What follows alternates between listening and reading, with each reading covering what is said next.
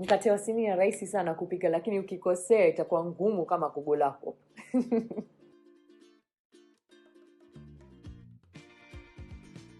Hi guys, I'm Vanessa Mehri, and this is Swahili Food. Today I'm going to show you how to ace making mkate wa sinia, directly translated into English as bread of the platter.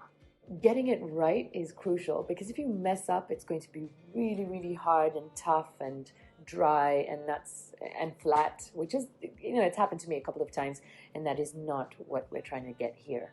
So I started by prepping my pan. I've just cut some baking paper to cover the pan. And then you want to grab your rice. I used about 2 cups of long grain basmati rice. But I've tried this with different brands like Pishori, and that worked as well. Give your rice a good wash. I washed my rice about 2 to 3 times, and then I soaked it overnight. You want to soak it overnight or at least for 6 hours until your rice breaks easily, like that. Once that happens, give it a final good wash. And then drain out all the water. Now, if you've got a good blender, this is going to go pretty quickly. I don't. So I had to do mine in batches. And as always, guys, I will post the ingredient list in the description box below, so be sure to check that out. And I also post the recipe on my website, swahilifood.com. So I'm just blending the rice with the coconut milk until it's nice and smooth. This can take up to 7 minutes to do. So once I was happy with the consistency, I then just added it to a bigger blender that's not as strong. And to that I added sugar, about 1 1/4 cups of sugar. And I also got some cardamom and added that in. About 1 1/2 teaspoons should be all right. Now here's the secret, guys. Milk powder. I used a 1/4 cup milk powder. You can use coconut powder as well if that's what you have on hand. And then you just want to blend this so everything is well mixed. Pretty straightforward so far, right? In went 2 egg whites. And you want to blend that again.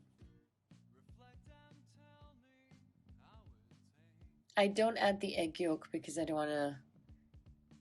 want it to be too eggy. So I tend to avoid it.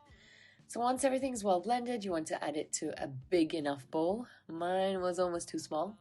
I then also added some yeast. I'm using instant yeast, which is what I like to use. And then just using a whisk, I mixed everything to make sure the yeast and the rice mixture were well mixed. Cover it with cling film and set it aside to rise.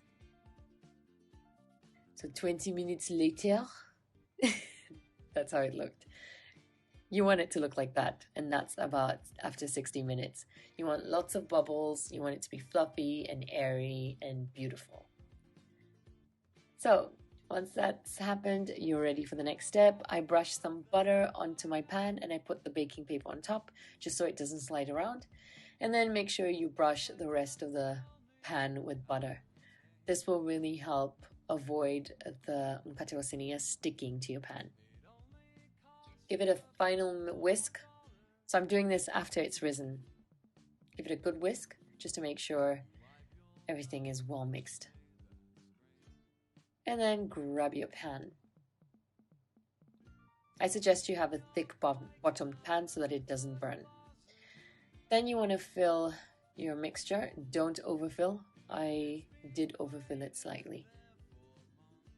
So this recipe is enough for about 2 mkate wa sinias. You want to put a lid on top and then reduce your heat to medium until the top firms up. And once you get to that point, brush a little butter and chuck it under the grill. This is going to give it a nice color. And there we are. Done. It's so soft it bounces back. I then used a tea towel and then covered it. This just helps keep the moisture in there, and then it helps make it even softer. So once it's cooled down, you want to just loosen the sides using a butter knife or whatever you have, even a spatula works.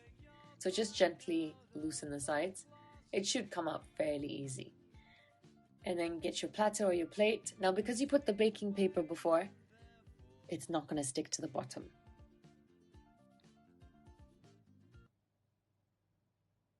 And it'll come out easily. Ta-da! Like that. Some people normally struggle to get it out. So there you go. That's a very important tip to remember. I flipped it over because I like the top. And all that's left now is to cut into it and enjoy. Look at that beauty. Oh, it's so soft, it's so tasty, it's so moist.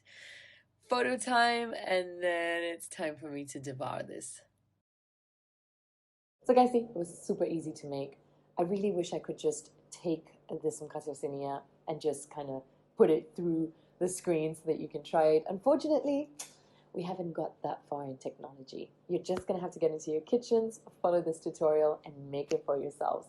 Let me know when you try it and tell me what you think about it. If you like it, give it a thumbs up. If you don't like it, give it a thumbs down, and we can brainstorm and see how we can make it better. If you haven't joined the Swahili Food family, don't forget to hit the subscribe button, and also while you're hovering around there, click the bell icon so that you can get a notification when a new tutorial is out. You don't want to miss it. Till next time, happy cooking and bye!